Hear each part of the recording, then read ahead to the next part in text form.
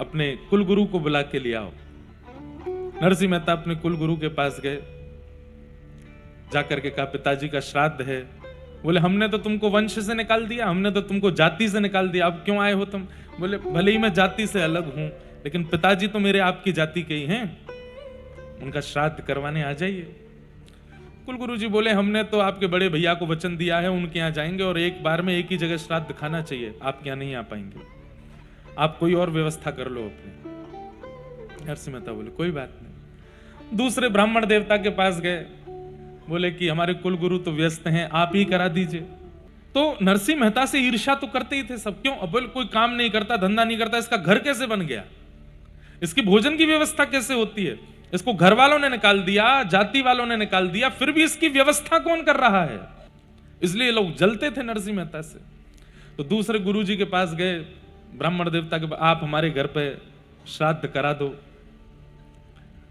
तो उन्होंने लंबा चौड़ा सब व्यवस्था बताई। बोले देखो तुम नागर ब्राह्मणों से हटा दिए गए हो। बोले जी पता है, अब यही एक मौका है कि तुम सब ब्राह्मणों को प्रसन्न करो, तो अकेले मुझे मत बुलाओ, जितने नागर ब्राह्मण है सबको बुलाओ, सबको उचित भोजन कराना, सबको दक्षिणा देना, सबके पांव धोना, सबको प्रणाम करके सबसे क्षमा मांगना, तब जाकर के सब तुमको आशीष देंगे, तो तुम्हारे पिताजी का श्राद्ध भी सफल होगा। और जो तुमने गलतियां की हैं, जबकि गलती कुछ की नहीं है नरसिंह मेहता जी ने, जो तुमने गलतियां की उसमें तुमको क्षमा मिलेगी, तभी तुम्हारे पिताजी का श्राद्ध सफल होगा।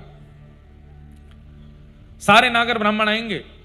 बोले आप सबको निमंत्रित कर दीजिए, मैं व्यवस्था करूंगा। नरसिंह मेहता सोचे 40-50 लोग आएंगे, लेकिन उन ब्राह्मण देवता ने 400 परिवार निमंत्रित कर दिए। 400 परिवारों में जाकर के ढिंडोरा पीट दिया। नरसिंह मेहता ने भोजन पर बुलाया है। बोले वो क्या खिलाएगा? बोले इससे तभी तो आनंद आएगा, खाने के लिए जाएंगे, नहीं खिला पाएगा तो फिर भरे समाज में फिर उसको गालियां देंगे, फिर उसको सुनाएंगे, और अब की बार तो इसको नगर से ही निकाल देंगे। सब बोले हाँ आनंद आएगा, आनंद आएगा, ऐसा ही करो।